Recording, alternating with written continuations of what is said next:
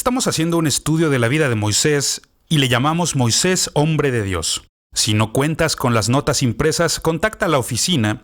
Te haremos llegar una de estas copias porque te será muy útil para tu estudio personal. Moisés, hombre de Dios. Esta lección en particular lleva por nombre ¿Quién mató a Moisés? ¿Quién mató a Moisés?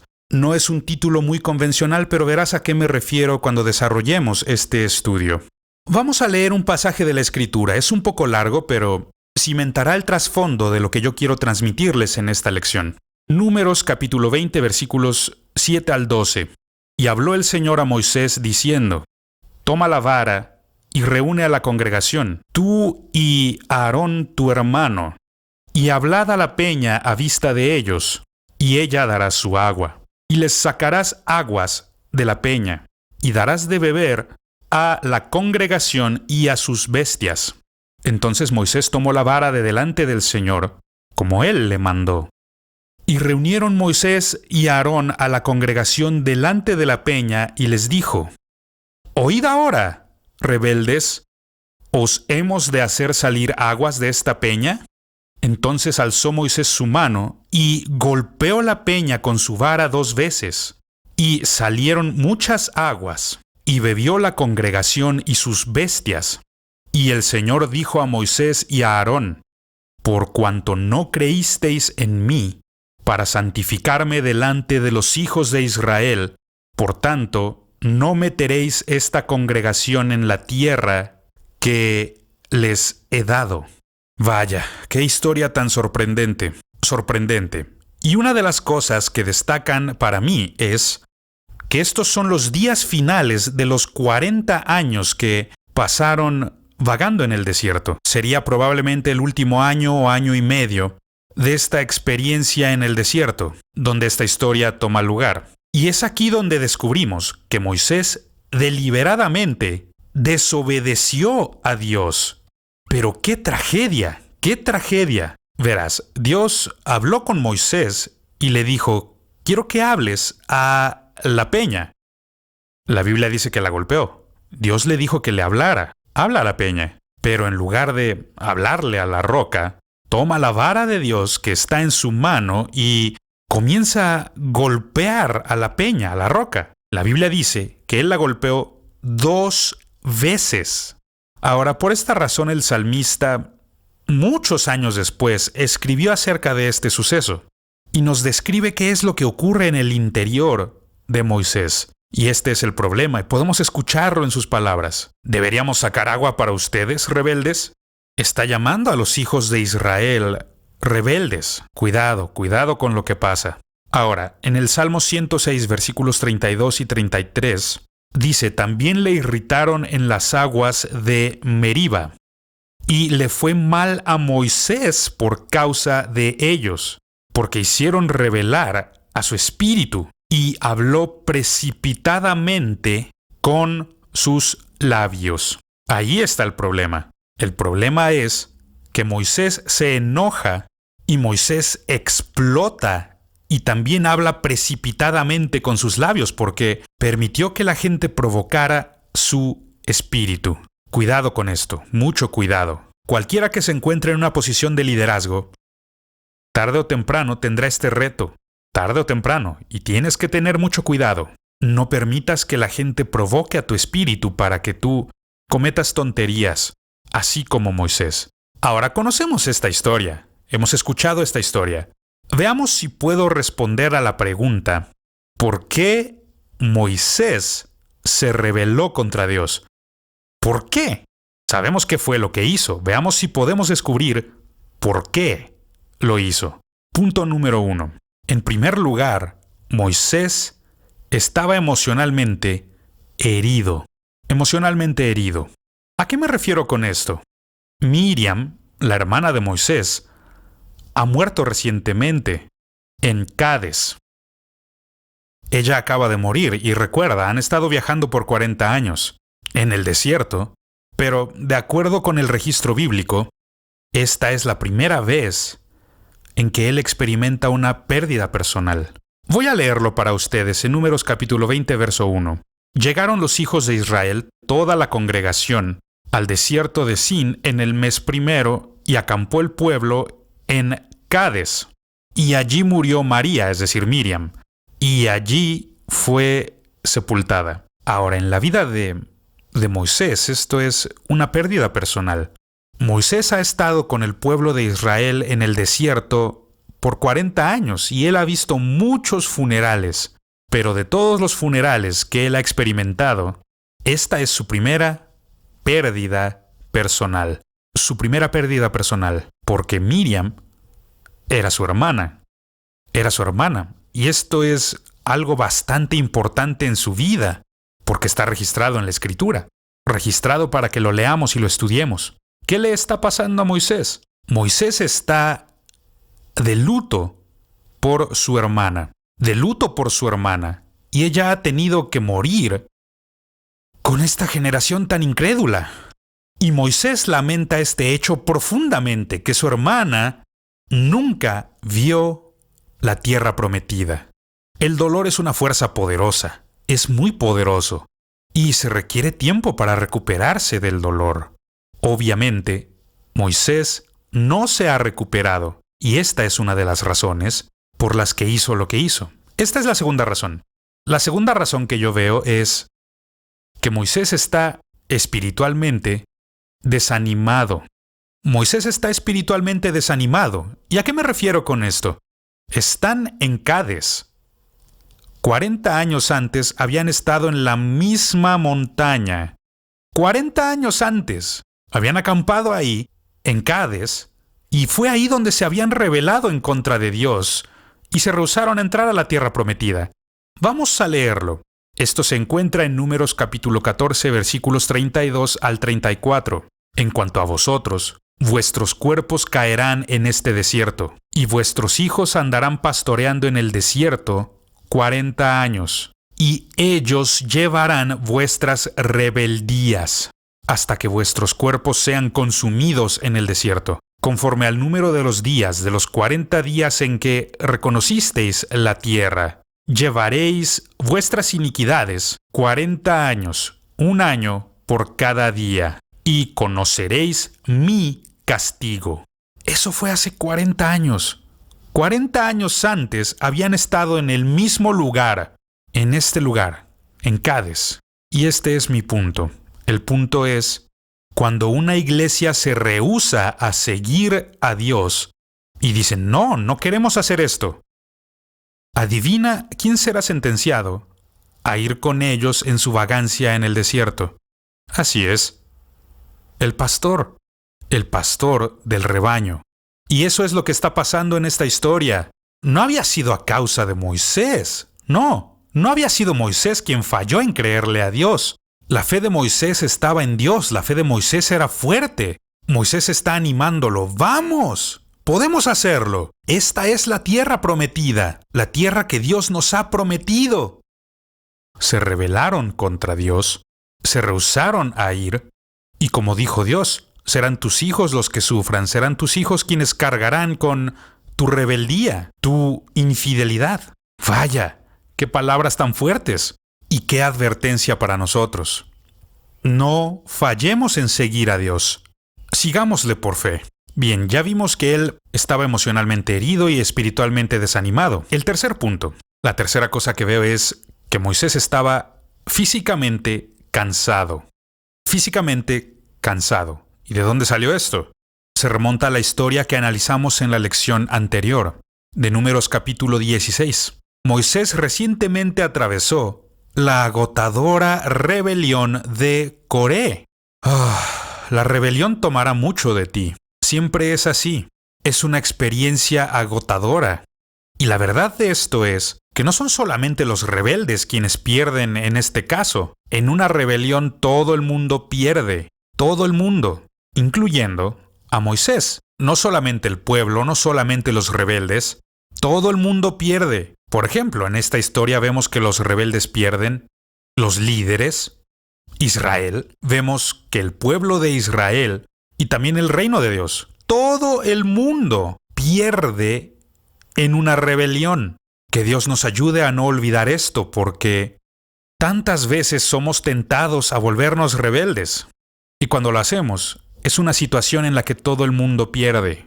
Por esta razón creo que Moisés hizo lo que hizo. Ahora quisiera hacerte otra pregunta. Y mi pregunta es la más importante de todas. ¿Qué pudo haberse hecho para salvar a Moisés? ¿Qué pudo haber ocurrido? ¿Qué pudo haberse hecho para salvar a Moisés? O mejor dicho, ¿qué fue lo que debió haber pasado para evitar que Moisés se rebelara en contra de Dios y que hablara a la roca en vez de golpear la roca? Vamos a verlo en 3 puntos. Punto número 1. ¿Dónde estaban los animadores? Los animadores.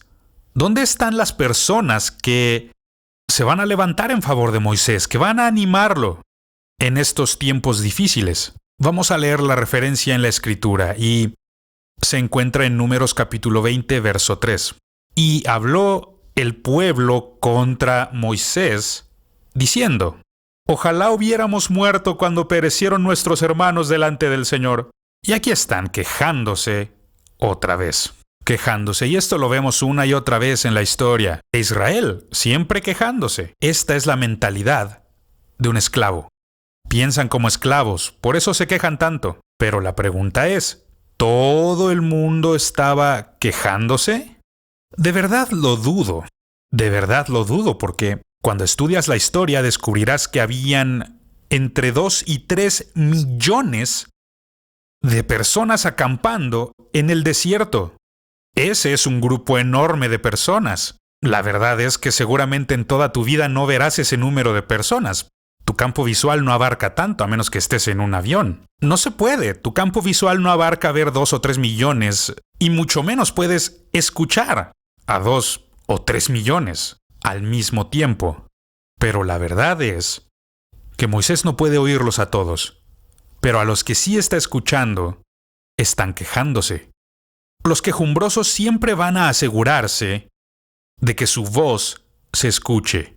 Por esta razón es muy importante que nosotros seamos animadores. Yo creo que esto es una de las cosas más importantes que un líder puede hacer: animar a su gente, a quienes le siguen. Yo creo que es una de las cosas más importantes que los seguidores pueden hacer, el animar a sus líderes. Animar a sus líderes. ¿Dónde están las personas que se levantarán por Moisés? ¿Dónde está la gente que le animaría y diría: Moisés, ya casi terminan los 40 años, mira, ya llegamos al último año, el último año y medio. Pronto saldremos de este desierto. Vamos a lograrlo. Ya casi llegamos. Si tan solo hubiera habido una voz de ánimo, hubiera marcado la diferencia. El segundo punto es: ¿dónde estaban los ancianos? Los ancianos son las personas que están en el equipo de liderazgo de Moisés. ¿Dónde está la gente de la que Moisés puede depender y puede contar para ayudarle a guiar a esta congregación tan enorme? 2 o 3 millones son mucho más de lo que un hombre puede guiar. Y están dejando que Moisés sufra solo. Mi pregunta es, ¿por qué lo hicieron? ¿Por qué permitieron que Moisés sufriera solo? Una de las señales de madurez espiritual es estar con tu líder, estar firme en lo que sabes que es correcto. Aun cuando la gente esté quejándose, se ha dicho bastante bien. La fortaleza que encontramos en un solo verdadero amigo es fantástica. Un solo amigo de verdad que esté a tu lado, que rodee tus hombros con su brazo y diga: estás haciéndolo bien, Moisés, estás haciéndolo muy bien. Esto puede ser algo bastante difícil, pero no es tu culpa que estemos aquí en el desierto. No, verás, solamente un amigo, un solo amigo que te levante el ánimo puede marcar la diferencia entre la victoria y el fracaso. Uno solo. Y si hubiera habido una sola persona que se hubiera levantado por Moisés, que hubiera estado con él y que dijera: ¿y ustedes de qué se quejan? ¿Qué tanto están balbuceando una vez más? ¿Cuál es su problema? No es culpa de Moisés que estemos aquí en el desierto. Nosotros no pudimos creerle a Dios. Es nuestra culpa. Y esto me lleva al tercer punto. El tercer punto es, ¿qué pudo haberse hecho para salvarlo? ¿Por qué culpar a Moisés? ¿Por qué quieren echarle la culpa solo a él? He descubierto que siempre es una señal de inmadurez el culpar a alguien más por nuestros problemas. Es decir, es culpa tuya que yo no sea feliz. Yo hice esto por lo que tú me hiciste. Esa siempre va a ser una señal de inmadurez. ¿Por qué no maduramos? ¿Por qué no actuamos como adultos? ¿Por qué siempre tendremos que señalar a alguien más? He notado que ese casi siempre es el caso. La razón por la que señalamos a otra persona es porque queremos evitar que la gente nos vea a nosotros. Esto no era la culpa de Moisés. Que ellos estuvieran en este desierto, que estuvieran en esta situación, no era la culpa de Moisés. No había sido idea de Moisés que esta gente viviera en el desierto. No. Él estaba guiándolos a la tierra prometida. Esta no era la tierra prometida, esto es la vagancia en el desierto. Esto no fue la idea de Moisés. Él estaba intentando llevarlos a la tierra prometida. Pero ellos se rehusaron. Una y otra vez no quisieron obedecer. No adoraron, siempre se quejaron, se rebelaron. Con razón Moisés está agotado por todos estos problemas. Ahora, hay una escritura muy interesante en el Nuevo Testamento, donde se habla de los héroes de la fe, y por supuesto uno de estos héroes es Moisés. En Hebreos capítulo 11, versículos 24 al 26 dice así: Por la fe, Moisés, hecho ya grande, rehusó llamarse hijo de la hija de Faraón, escogiendo antes ser maltratado con el pueblo de Dios, que gozar de los deleites temporales del pecado, teniendo por mayores riquezas el vituperio de Cristo que los tesoros de los egipcios, porque tenía puesta la mirada en el galardón. Ahora, la razón por la que señalo esta escritura es porque encontramos una frase bastante interesante, y esta dice que escogió ser maltratado con el pueblo de Dios. Eso fue lo que escogió. Esa fue su decisión. Pero cuando se estudia la historia, descubrimos que en el conteo final, Moisés sufrió más por el pueblo de Dios que lo que sufrió con el pueblo de Dios. Y creo que esto es lo que usualmente pasa, porque casi siempre descubriremos que el pueblo de Dios puede romperte el corazón, como a Moisés. Ellos le retaron continuamente, así que él sufrió más por ellos de lo que sufrió con ellos. Alguien lo ha dicho muy bien. Egipto y toda su gloria no pudieron dejar a Moisés fuera de la tierra prometida. Y esa es la verdad. Él escogió sufrir con el pueblo de Dios. Tenía puesta la mirada en la recompensa, y esta es la tierra prometida. Egipto no pudo dejar a Moisés fuera de la tierra prometida, pero Israel no solo pudo, Israel lo hizo. ¡Qué gran tragedia! Este gran hombre de Dios que conoció al Señor como muy pocos hombres en la historia lo han hecho. Pocos, pero están provocando a su espíritu a rebelarse contra Dios. Le provocaron y comenzó a hablar precipitadamente con sus labios. Oh Dios, nos damos cuenta que el diablo se rió mucho ese día y el cielo lloró. Debido a su rebelión, la rebelión de los israelitas, provocaron al espíritu de Moisés a que desobedeciera a Dios, y el resultado fue que evitaron que él cumpliera el mayor sueño de su vida, su gran sueño, el sueño que él había tenido desde los 40 años de edad, el guiar al pueblo y sacarlo de la esclavitud, sacarlo de la tierra de Egipto y llevarlos a la tierra prometida. Esa era su meta, era su sueño. Pero lo detuvieron, lo evitaron porque les permitió que provocaran a su espíritu. Y esta es una advertencia.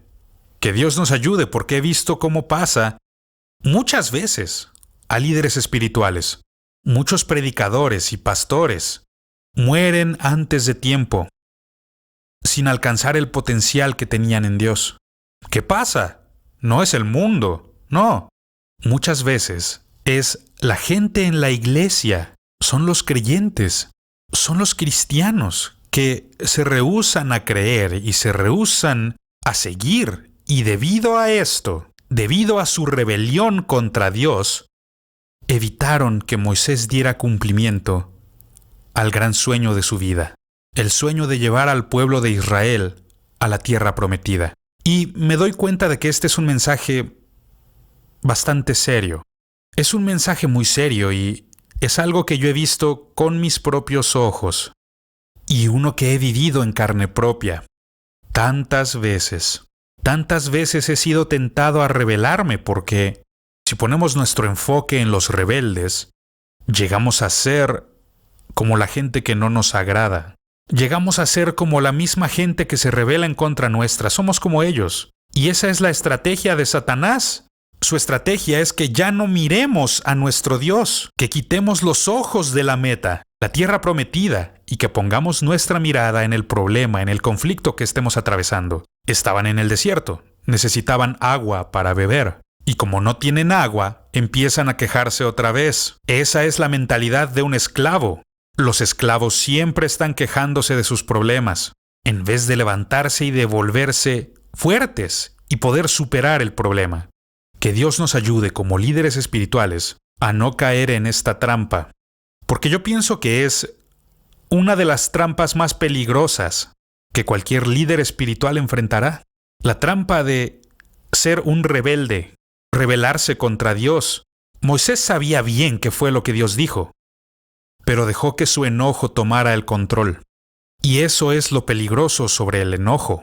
Pablo nos advierte de esto cuando dice, airaos, pero no pequéis, no cruces la línea.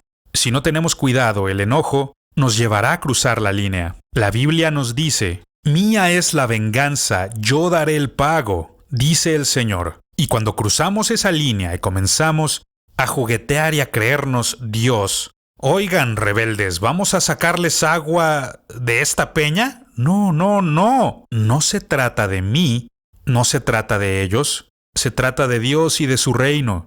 Y mientras nos mantengamos concentrados en Él y en la tierra prometida, el reino de Dios, vamos a estar bien. Pero al momento en que, así como Moisés, sean heridas emocionales o desánimo espiritual, o puede ser agotamiento, podría tratarse de agotamiento físico, o cualquiera de estas cosas son muy peligrosas. En mi propia vida he descubierto esto como líder.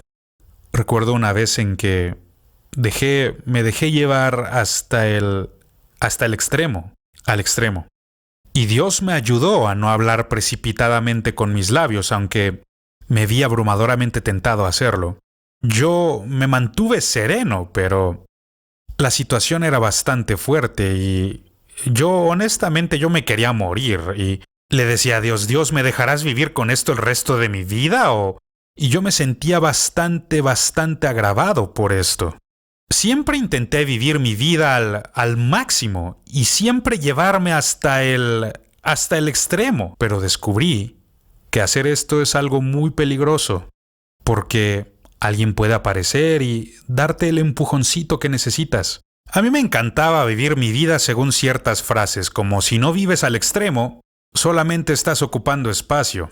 Pero he descubierto que tienes que dejar algo de espacio entre el borde y tu persona, porque si no, cualquier empujoncito podría tirarte, podrías irte al fondo, y eso fue lo que le pasó a Moisés. Pero qué cosa tan trágica. Alguien lo ha dicho de esta manera, nunca somos lo bastante sabios o lo bastante viejos para fallarle a Dios. Y eso es verdad, amigo. Vaya si es verdad. El hecho de tener una buena trayectoria o el hecho de que Dios ha usado nuestra vida grandemente en el pasado o solo porque hemos visto toda clase de señales y maravillas y milagros, no significa que tengamos el derecho de explotar o perder la cabeza o hablar cosas precipitadamente, porque cuando lo hacemos estamos entrando en el juego del diablo y el diablo rápidamente sacará ventaja de la situación.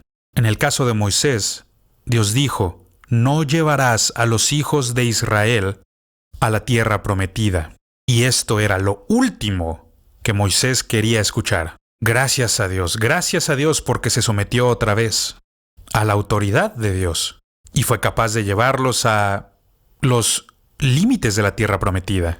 Y también pudo verla con sus propios ojos, pero nunca pudo poner un pie en la tierra, sino hasta el Nuevo Testamento, porque en el Nuevo Testamento vemos, cuando Jesús está en el monte de la transfiguración, vemos ahí a Moisés. Moisés ahora puede estar en la tierra prometida. Pero en el Antiguo Testamento esto no era posible, y todo esto se remonta al momento en el que explota y habla precipitadamente con sus labios. Que Dios nos ayude a no hacerlo. Qué gran tragedia que este gran hombre de Dios permita que la gente lo lleve hasta el límite. Y así fracasó en el último año de este gran viaje, justo antes de poder prepararse para entrar a la tierra prometida. Y siento que estoy hablándole a alguna persona el día de hoy.